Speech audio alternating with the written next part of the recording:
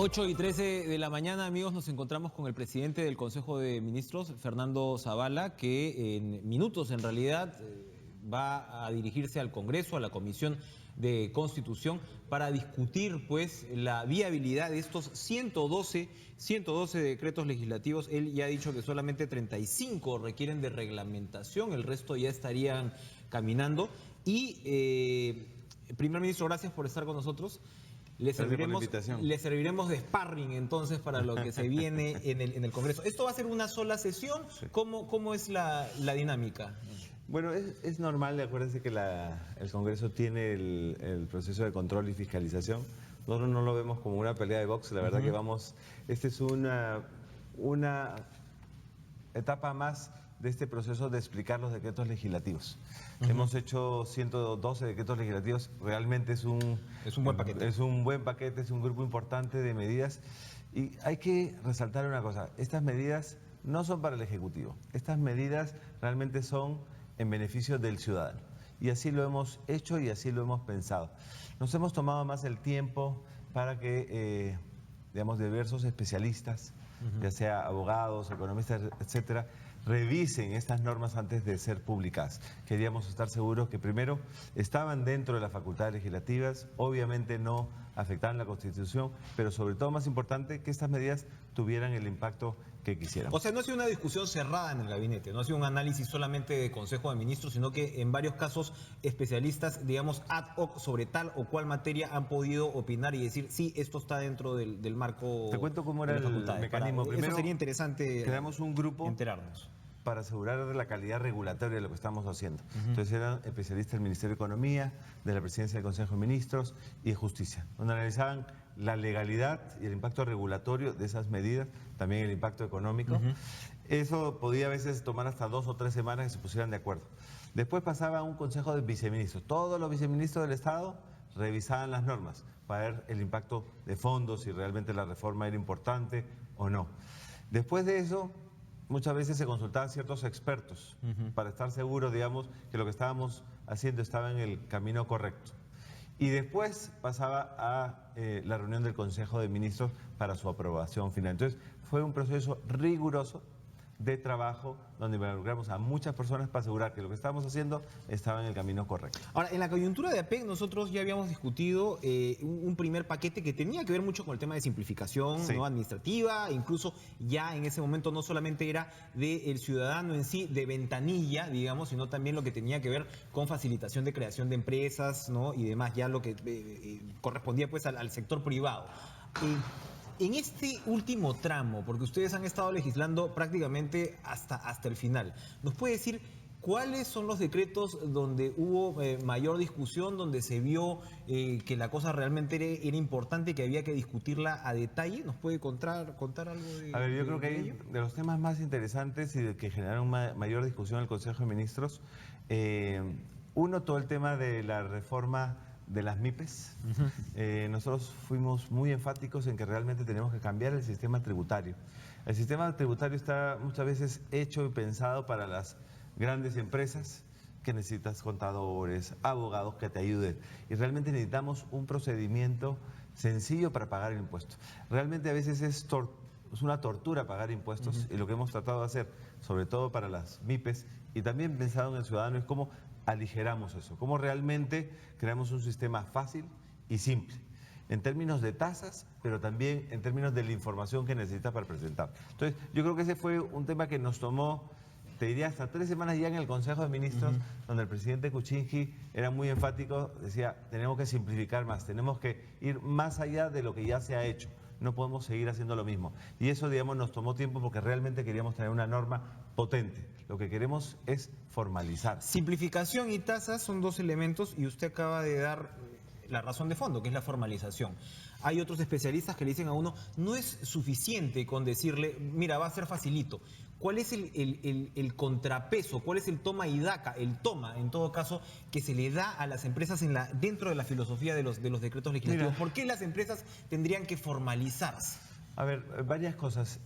Para formalizar, además, no solo es un tema tributario, ¿no? Para formalizarse incluye temas laborales, incluye temas tributarios, incluye todo el tema de mi relación con el Estado, no las licencias de funcionamiento, los permisos, etcétera. Pero también hay dos componentes que no tienen que estar en el decreto legislativo, que son importantes y estamos prestándole especial atención. Una es, las empresas tienen que tener la información correcta. Muchas veces le pedimos, cumple con este decreto legislativo, esta ley, pero nadie le ha explicado para qué funciona, cómo funciona. Entonces, estamos desarrollando con SUNAT y el Ministerio de Producción los centros de desarrollo empresarial, que son centros donde es virtual, pero también hay en físico, donde realmente te vamos a ayudar. Vamos a llevarte de la mano, digamos, para que tú puedas cumplir. Y por otro lado también está el cumplimiento de la ley. Es decir, oye, el que no quiere, por razones, si ya le has puesto un procedimiento fácil, le has informado, le das todas las condiciones, también tiene que haber cierto cumplimiento y asegurar que las normas se cumplan y que haya, digamos, una institución que se encargue también de asegurar, digamos, que formalizamos adecuadamente. Entonces, es un conjunto de medidas que va a ayudar a que realmente formalicemos. Y quiero ligar no solo el tema tributario, también el tema de simplificación. Y ahí hemos hecho realmente cosas interesantes. Antes, por ejemplo, tú querías ser empresario, emprendedor, te demorabas entre 2 y 3 semanas en sacar, en crear tu empresa. Pero además te costaban a veces 500, 600 soles. Que hemos hecho un trámite 24 horas. 24 horas y ya tienes creada tu empresa. Y además, si eres un pequeño empresario, el costo va a ser alrededor de 100 soles. Entonces realmente estamos promoviendo ya con acciones concretas el emprendedurismo y el empresariado y realmente que la gente se formalice. Pero no nos hemos quedado ahí. Muchas veces tú ya creas tu empresa y después viene la licencia de funcionamiento. Y después viene la relación tuya con los ministerios o la relación con los municipios. Y ahí también hemos entrado con estas facultades delegadas. Por ejemplo, establecemos líneas claras de tiempo para la licencia de funcionamiento. No dejamos la discrecionalidad del funcionario, sino tiene que ser, digamos, observada por temas objetivos, damos plazos, damos claridad finalmente y transparencia. Y eso lo hemos hecho en varios decretos legislativos que creo que nos van a permitir crear el entorno para que el emprendedurismo realmente surja en este país. Una pieza, sin alejarnos, para de ahí volver otra vez al tema estricto de los decretos legislativos, una pieza faltante ahí es el tema de la reforma laboral, que me imagino es algo que van a abordar, ¿no? Porque cuando un empresario no observa esta situación, usted lo ha descrito, está el tema tributario, es el tema cuánto me demoro, es el tema cómo me relaciono con los ministerios, pero ahí es el tema de cuál es mi relacionamiento con los trabajadores. Sí. ¿Por qué no se incluyó aspectos de reforma laboral en los decretos y qué cosa es lo que se va a hacer? Porque entiendo, por ejemplo, que el ministro de Trabajo ya ha conformado una comisión consultiva, que eso va a ser lo que se viene, para que luego regresemos pues a nuestra discusión de los decretos. Tú tienes razón, en verdad el tema laboral es importante. Sin embargo, nosotros no consideramos que el tema laboral debería haber sido parte de estas facultades legislativas, porque tenemos un órgano que está funcionando bastante bien, que se llama el Consejo Nacional del Trabajo. Entonces creemos que es ahí donde en verdad debemos hacer discutir. Exacto, y debatir. ahí están, los trabajadores se sienten cómodos, los empresarios se sienten cómodos ahí. Lo que hemos hecho nosotros es relanzar el Consejo Nacional de Trabajo y es ahí donde vamos a discutir si es que hay temas que modificar. Ahora, otro paréntesis ahí, cuando hablamos de los permisos municipales, de quién se encarga, en las últimas semanas se ha comentado mucho el tema del decreto que tuvo que ver con el incendio del Arcomar, por ejemplo, que le daba a la municipalidad, ¿no?, la prerrogativa prácticamente de tener una suerte de licencia indeterminada. Se ha pedido que este decreto, por ejemplo, sea derogado y eso cae en la cancha de la PCM. Y lo traigo a colación porque tiene que ver con todo este tema de permisos. Hay de cal y de arena también, ¿no? El tema de la seguridad ciudadana tiene también relación. ¿Aborda en alguna materia los decretos legislativos esta situación? A ver, primero hay que ser muy enfático en este tema.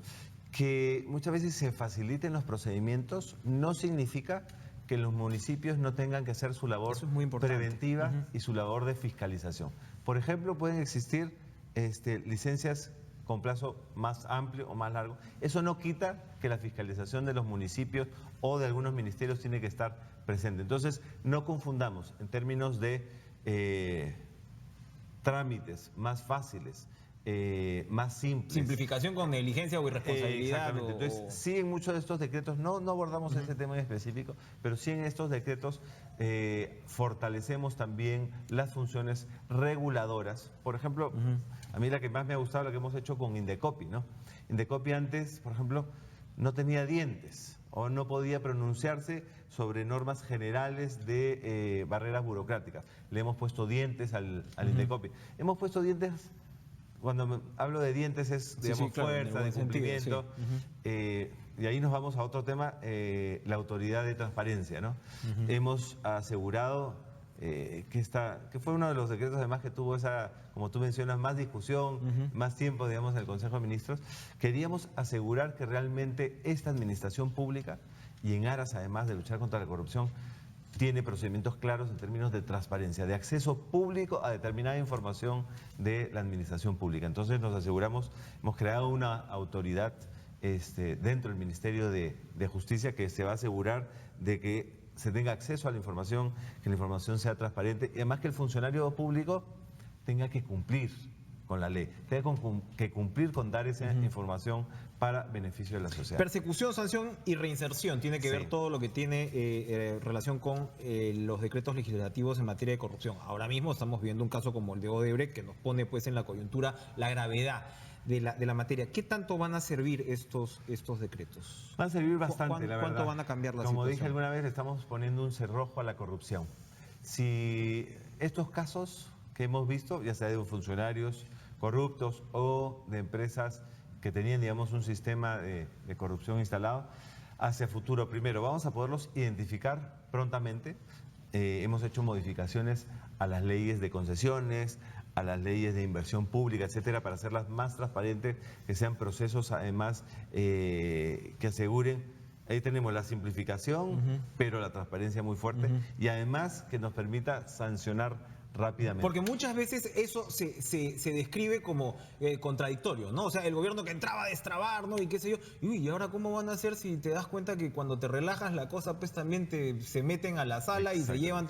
Entonces, hay un equilibrio que no es poca cosa, ¿no? Hemos buscado una buena combinación entre simplificar, destrabar, pero asegurar que realmente son procesos transparentes y si además, primero no dejamos participar a corruptos, eso tiene que quedar muy claro. Es una norma increíble que no existiera. Oye, tú podías participar teniendo denuncias de corrupción, no tiene sentido. Si tú ya has sido sentenciado o tú te has declarado culpable, no puedes participar en una licitación pública con el Estado. Ahí es súper interesante con la coyuntura, primer ministro, porque, a ver, hay quienes dicen, Fernando Zavala, la ministra de Justicia, Pérez Celledo, representan una línea dura con respecto a un caso como el de Odebrecht. Hay quienes dicen que no.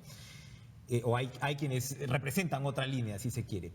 Y en países como Estados Unidos, Brasil, Odebrecht, por ejemplo, ha negociado en realidad un acuerdo de lenidad, es decir, paga con todo y sigues existiendo. El señor que ha reemplazado a Jorge Barata en el Perú, el señor Cruz, ha dicho, nuestro objetivo es sobrevivir. Finalmente, en el caso de Odebrecht, cuando hablamos de estas nuevas leyes, ¿no? Y de esta nueva situación, ¿Odebrecht podría sobrevivir o Odebrecht desaparece prácticamente? Mira, lo que queda claro es que una empresa sancionada, y no hablemos de Odebrecht, hablemos de en general, una empresa, digamos, sancionada en el Perú por casos de corrupción no puede participar en ningún proceso de la administración pública, de licitaciones públicas. Y eso realmente nosotros tenemos que ver con normalidad. Si una empresa, una persona ha engañado a los peruanos, no puede seguir. Pero ninguna ley es retroactiva. Exactamente. Por eso lo que decía, estamos poniéndole cerrojos a la corrupción. Y eso es importante. Lo que estamos es aprendiendo lo que ha pasado y asegurándonos que hacia futuro no vuelva a pasar. Y esa es la intención del gobierno del presidente Kuczynski. Realmente tenemos que ponerle un pare a la corrupción. O sea, en el caso de Odebrecht, bueno, se verá lo que pasa, pero evidentemente estas leyes aplican con respecto a casos de corrupción de aquí en adelante. Exactamente. Y los casos de atrás, lo que siempre hemos dicho es darle todas las facilidades a la Fiscalía, tanto en recursos como de información. IGB. Premier, IGB se incluye, ¿no?, este tema de 7,2 del PBI, o sea, si se recauda el 7,2 del PBI en IGB, aplica pues la reducción que el gobierno prometió durante la campaña. Pero solo en el 2014 se llegó a superar esa tasa. ¿Esto quiere decir que ustedes son realmente optimistas con que se va a recaudar o que se está preparando el escenario para decir, mira, no, de repente no vamos a bajar el IGE? Bueno, Cuénteme, el por ministro favor. de Finanzas, que es el que maneja bien los datos, dice que hay 50% de probabilidad. Entonces, Pero mándelo pues al ministro de Finanzas, que lo estamos invitando hace rato. Gracias. 50-50, ¿no? Entonces, creo que estamos en el camino correcto. Hemos hecho muchas cosas para realmente mejorar la recaudación y esperamos en estos primeros 6 meses que realmente esas medidas tengan el impacto para que se gatille en esa el reducción. tema de tributación, cuando se habla siempre de una SUNAT más amable, de en qué momento vamos a sentir la amabilidad, hay quienes dicen que todavía el cariñito no se siente, que todavía va a faltar. Los decretos, el paquete en realidad, la filosofía tributaria, ¿qué cosa es lo que se va a transmitir y cuándo vamos a sentir los cambios? Bueno, ya hay mucha gente que lo está sintiendo. ¿Sí? Hay varias cosas, ¿no? Y no solo en el paquete. Tenemos que entender, nosotros no hemos esperado el paquete para realmente hacer cosas. Con SUNAT venimos trabajando en cosas súper interesantes y te cuento algunas que para mí tienen un impacto en muchas personas. Una, por ejemplo, tú antes, si tus ingresos... no tenías ingresos, igual tenías que declarar que tenías 0 ingresos. Y había 300.000 personas que todos los meses tenían... Oye, eso no tiene sentido. En verdad, declara cuando tienes ingresos. 2, tú antes sacabas un RUC, tú eres limeño, pero imagínate alguien que vive en Puno, sacaba su RUC y después se trasladaba a Tacna. Ese RUC no le funcionaba en el otro lado. No podía hacer modificaciones, tenía que regresar... Oye, ahora tenemos lo cual es muy nacional. usual en el interior, que los comerciantes se trasladen día a día prácticamente, ¿no? Ahora, muchos trámites de la SUNAT puedes hacerlos por teléfono. Ahora, no hay que distinguir facilidad para pagar, como también vamos a ser muy duros con los que evaden impuestos. Entonces, la filosofía en general de lo que viene en estos decretos legislativos es que nosotros queremos hacerle la vida sencilla al ciudadano y queremos hacerle la vida fácil también al empresario, pero especial al pequeño y microempresario, que son los que tienen muchas veces menos facilidad para pagar impuestos, no tienen la posibilidad de contratar consultores, abogados, contadores. Realmente tiene que ser simple. Y quería comentarte, nos hemos olvidado de hablar un poco del ciudadano. Y ahí hemos dado varias normas que realmente lo que hacen es también facilitarle la vida. Tú, por ejemplo, cuando tratas con el Estado, a veces es frustrante, ¿no? Porque vas a una institución y te pide 2 o 3 documentos que la institución del costado tiene. Entonces, hemos decretado la interoperabilidad de los sistemas del Estado. Es decir, si una institución pública tiene información tuya, debería compartirla con otra institución. Entonces, la idea es interconectar para hacerle la vida fácil al ciudadano. El ejemplo más simple es el DNI. En todos los trámites del Estado te están pidiendo la copia. Del DNI. ¿Por qué te piden la copia? Si podrían tener el acceso ellos directos al sistema. Tú me das el DNI y tú me pides la copia. No tiene ningún sentido. Entonces, eso se llama interoperabilidad. Y así varias cosas. O, por ejemplo, este certificado de sobrevivencia. A los adultos mayores, para cobrar una pensión, se le pedía que demuestren que estaban vivos. Tenían que ir a sacar una certificación. ¿Por qué no? Esa institución se conecta con otra institución del Estado y verifica que esa persona está viva. O las denuncias que hacíamos en la policía. Oye, paga, anda a la comisaría, vuelve a regresar para recogerla. Oye, la primera copia gratuita. Y además estamos trabajando para que sea inmediata, porque realmente tenemos que agilizar los trámites. Puntos de controversia. El exministro del Ambiente, Manuel Pulgar Vidal, ha dicho que los decretos legislativos que tienen que ver con formalización de la minería informal, dice, perdonan el delito y retroceden el proceso. Dice, se ha estirado el cronograma hasta el 2020, no se menciona el Banco de Fomento Minero, que fue una promesa del presidente Kuczynski. Antes ya hemos tenido a los representantes del sector diciendo, bueno, que el proceso no había funcionado, que había que realmente darle la vuelta. Pero, ¿qué responde a las críticas que dicen que, bueno, que se les pasó la mano en términos de dar esa vuelta? Creo que se nos pasó la mano en términos que realmente ahora sí vamos a formalizar. Y tú bien lo has dicho, ¿no? El proceso no había funcionado. O sea, creo que no, contamos con los dedos de la mano cuánto se ha formalizado. Estamos hablando de miles de mineros artesanales, informales, y no se habían formalizado. Entonces, esta norma lo que hace es, un nuevo procedimiento. 2, sí está, hay que leer la norma, está incluido el tema del fondo del Banco de Fomento Minero. Exactamente. No es el Banco de Fomento Minero, sino es un fondo minero que va a ayudar a la formalización. Y 3, en temas de penas, creo que no hay que confundir a la gente. Tú tienes minería informal y tienes minería ilegal. La minería ilegal es aquella que se hace en lugares prohibidos, y además con procedimientos prohibidos y muchas veces con insumos prohibidos. Eso no se va a permitir.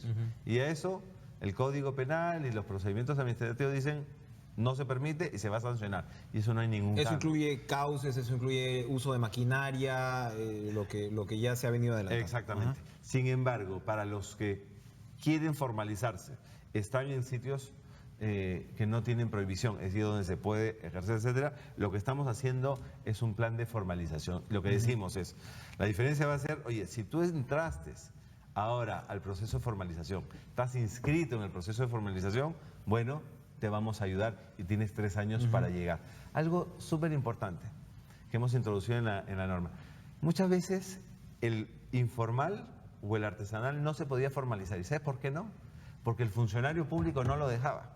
Muchas veces los gobiernos regionales no habían creado los mecanismos para esa formalización. Entonces ahora también hemos puesto incentivos del otro lado, decir, oye, tú funcionario público, si no facilitas la formalización, tú puedes ser sancionado. Es decir, gobierno regional, funcionario público, ayuda a la formalización. El gobernador Otsuka en Madre de Dios tenía una cantidad de denuncias penales incluso al respecto. Esto, por ejemplo, en una situación como la de Otsuka, le pone candados, digamos, o lo obliga adicionalmente a impulsar la formalización minera. Y no solo, o sea, en general, el funcionario público tiene que apoyar esa formalización y si no, es plausible de denuncia. ¿Qué me dice, para ir terminando, qué me dice de quienes señalan que se han excedido ustedes en sus facultades para el sector salud? Se lo comentaba fuera de cámaras. Hemos tenido más temprano a un especialista del Foro Salud que dice las facultades no incluían materias en salud y ya hay controversia, por ejemplo, el traslado del INEN al Ministerio de Salud y otros. ¿Cómo responden a ello? Te cuento, ¿no? Fuimos muy exhaustivos en términos de la revisión. A ver, el Estado no es un compartimiento salud, un compartimiento producción, un compartimento trabajo. En verdad lo que estamos hablando es de un Estado que da servicios públicos y da servicios al ciudadano. Entonces, cuando nosotros hemos pedido justamente las facultades legislativas, sabíamos que había varios sectores donde en verdad necesitamos destrabar. Realmente lo que está pasando, lo que nos pasó es que encontramos un Estado trabado, teníamos que destrabarlo. Entonces hemos utilizado varios artículos de la delegación de facultades. Hay uno que es muy claro que habla de la posibilidad dentro de estas facultades, entre otras, además dice que se pueda optimizar, simplificar servicios que da el Estado al ciudadano. Entonces, y esto además lo revisamos con gente experta en su momento. Tenemos que entender que realmente salud necesita un cambio importante en términos de actitud y en términos de tecnología y en términos de servicio. Hoy no estamos contentos con el servicio de salud que tenemos. Y hemos introducido varios cambios. Hay gente que solo se enfoca en el tema del INEM, pero creo que hay que leer las normas en su conjunto. Estamos introduciendo el concepto de telesalud, mucha tecnología. Estamos introduciendo el concepto de tener tus registros hospitalarios digitales, es decir, que puedan ser compartidos entre varios. Estamos haciendo también reformas importantes en el SIS. Acuérdate que el Sistema Integral de Salud encontramos varias perforaciones y habíamos creado una comisión para que revise, etcétera.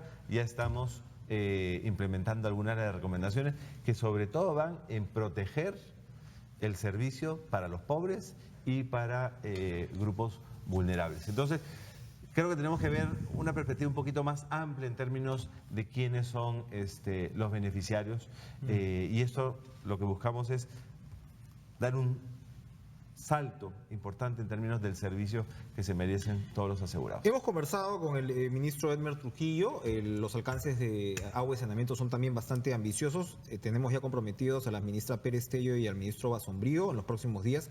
Usted se ha comprometido a enviarnos al ministro de Economía, Alfredo Torne, con eso más o menos cubrimos el mapa. Y yo quería preguntarle un tema de coyuntura que es muy importante, que es el del gasoducto.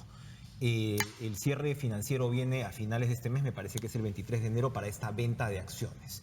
Se ha dicho, venta de acciones, pues, que va a hacer Odebrecht.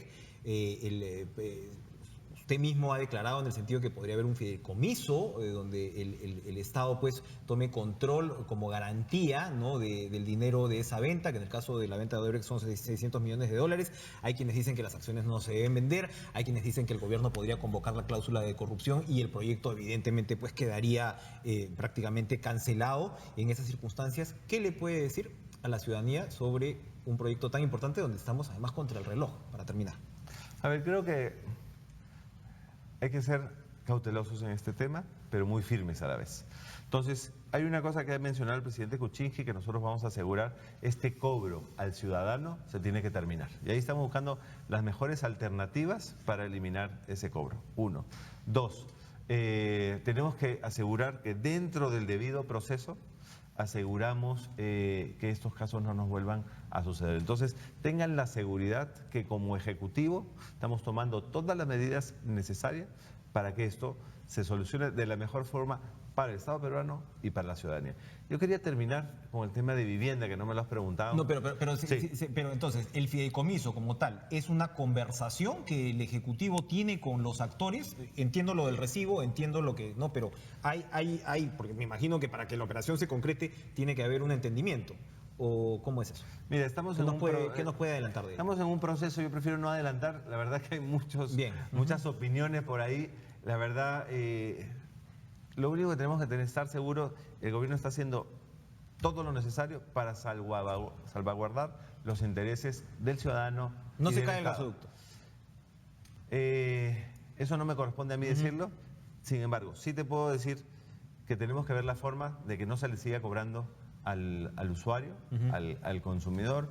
Y 2, vamos a asegurar de salvaguardar los intereses. Lo que quería añadir, en términos de vivienda... vivienda. Y no sé si te lo dijo el ministro de Vivienda, estamos con estas facultades, con las normas que hemos aplicado, pero además con el presupuesto que ya habíamos aprobado, estamos destinando más de 4.000 millones de soles a agua y saneamiento en todo el Perú. Sí. Estamos hablando de 1.250 proyectos y lo más interesante son casi 1 millón de personas que este año van a poder tener agua gracias al trabajo que se va a hacer. Y reorganización de las empresas prestadoras, y hay que recordar, por supuesto, que si ustedes tienen una meta de 500 millones de vivienda social, eso no se va a alcanzar si el terreno no está saneadito, evidentemente, ¿no?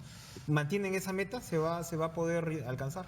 Sí, mantenemos esa meta y hay varias metas adicionales: crecimiento económico, reactivar la inversión pública, reactivar la inversión privada. Y el otro tema que no hemos hablado, pero Basombrío seguro viene aquí a hablar, es el tema de seguridad ciudadana, que es un tema prioritario para nosotros. Hemos hecho cambios fundamentales con estos decretos legislativos para asegurar que tenemos más policías en las calles y más policías cercanos a los barrios y trabajando de la mano con los municipios. Así que estamos, creo, en el camino correcto en este tema. Le propongo que cuando usted salga esperamos no sea un vía crucis en el Congreso, que sea nomás así. Va a ser ahí nomás. Una buena sesión de información. Podamos hablar del futuro de la inversión privada y la reactivación por ese lado. Así que lo vamos a esperar, vamos a estar marcándolo ahí para que esta visita pues no sea flor de un día, Fernando. Gracias por estar con nosotros. Estuve en otros programas. Lo hemos visto en Yohanchi madrugando, ejemplo, pero mira, aquí es un poquito más tarde, así que lo vamos a recibir. Es un poco tarde, porque yo empiezo a las 7. Ya se tiene que ir. Gracias por estar con nosotros esta mañana, Fernando Zavala, presidente del Consejo de Ministros. Vamos a una pausa, regresamos de inmediato.